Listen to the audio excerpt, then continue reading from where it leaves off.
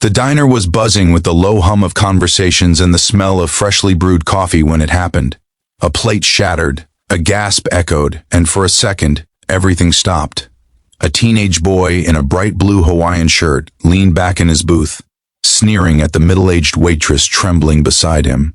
He wiped his mouth with a napkin, glared at her, and then, with a look of arrogance only the spoiled wear proudly, he spat at her shoes.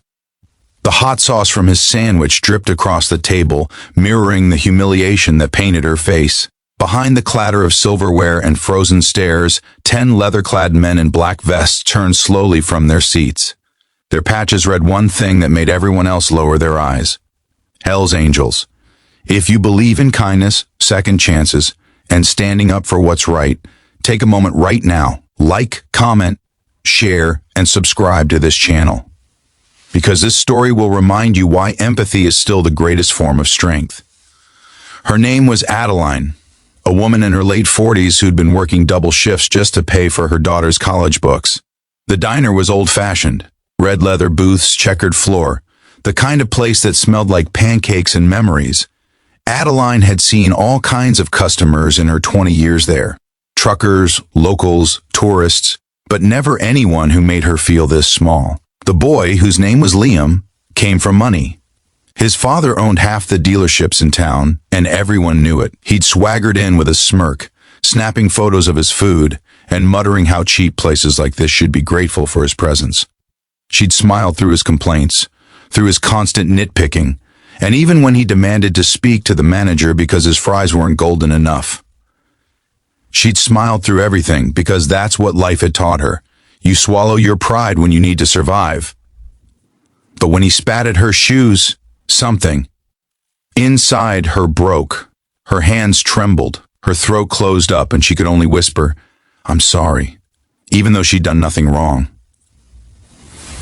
In the far corner, Bear, a 6'4" mountain of a man with gray braided hair and tattoos running down his arms, set his coffee cup down. Around him sat 9 of his brothers, bikers who'd ridden through towns, storms, and mistakes of their own. They weren't saints, but they knew what respect meant. They watched in silence as Adeline tried to clean the mess, her eyes glistening, while the boy chuckled and took a selfie, probably to post some smug caption about bad service. Bear leaned toward his brothers. None of them said a word, but the look they exchanged was enough.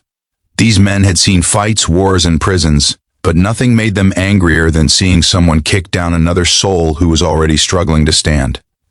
Adeline disappeared into the kitchen, hiding behind the clatter of dishes. Her CO worker asked if she wanted to take a break, but she shook her head. The rent was due in 3 days. She couldn't afford emotions. She washed her hands, breathing hard, praying the boy would leave soon. She didn't know that 10 pairs of boots were already standing up in unison. Liam was laughing when the shadow of a giant fell over his table. He looked up from his phone, the smirk dying on his lips. "You think that's funny, kid?" Bear's voice was deep, calm, but it carried a weight that made the air feel heavy. The rest of the bikers stood behind him like a wall of silent thunder. Liam's confidence faltered, his eyes darting toward the door. It was a joke," he muttered, lowering his phone. Bear leaned closer, his voice low but cutting. "That woman you just disrespected? She's got more strength in her than you'll ever have. You think money makes you big? Try surviving what she survived." The diner was dead silent now, every customer frozen, every head turned. Liam stammered something about it being a misunderstanding, but Bear wasn't interested in excuses. Instead, he walked past him and went straight to the counter, where Adeline stood wiping tears from her cheeks. "Ma'am," he said gently, "you take a break. We'll handle this one." Adeline shook her head. "Please don't, he's just a kid." But her voice cracked, not from fear, but from decades of swallowing her pain. Bear nodded slowly, understanding. Then he turned to the boy. "You heard her.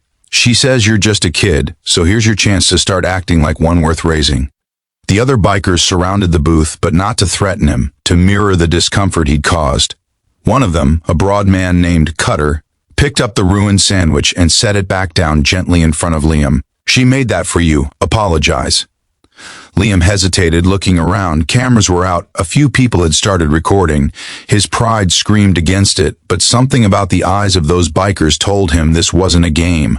With a shaking voice, he muttered, "I'm sorry." Adeline didn't move. She'd heard plenty of fake apologies in her life, but when she saw Bear give Liam a slow nod, something shifted. The boy looked down, his cheeks flushed red. "I'm really sorry," he said again, louder this time. "I shouldn't have done that." Bear crossed his arms. "Now make it right." He dropped a few bills on the counter, more than enough to cover the damage, and told the boy to add his own. Liam hesitated, then pulled out his wallet. For once, the money didn't feel powerful. It felt like weight, like guilt.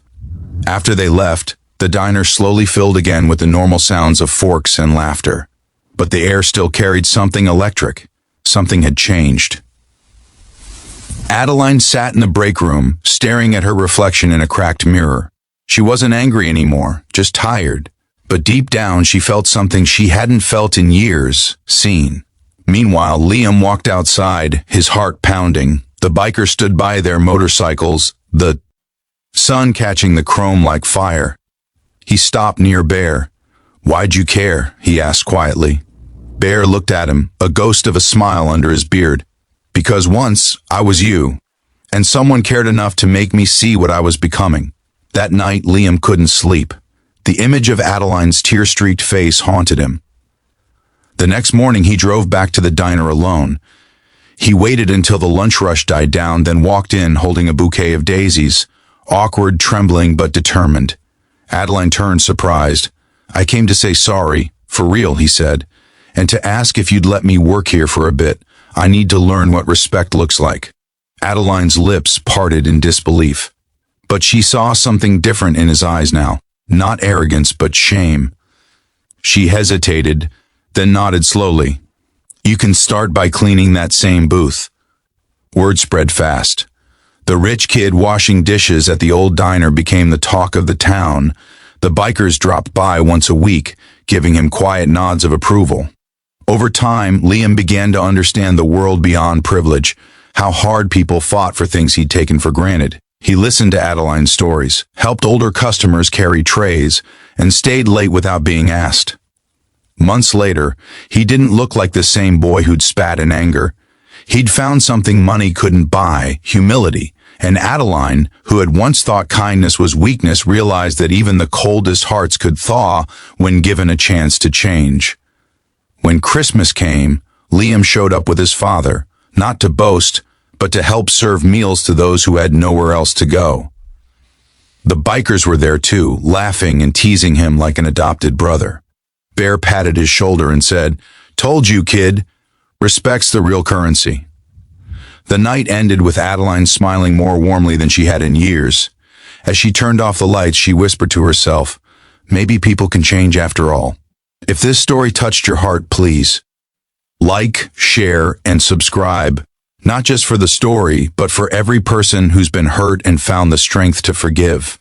Special request: drop a comment below and tell us, do you believe people deserve a second chance? Because sometimes all it takes to change a life is someone watching when it matters most.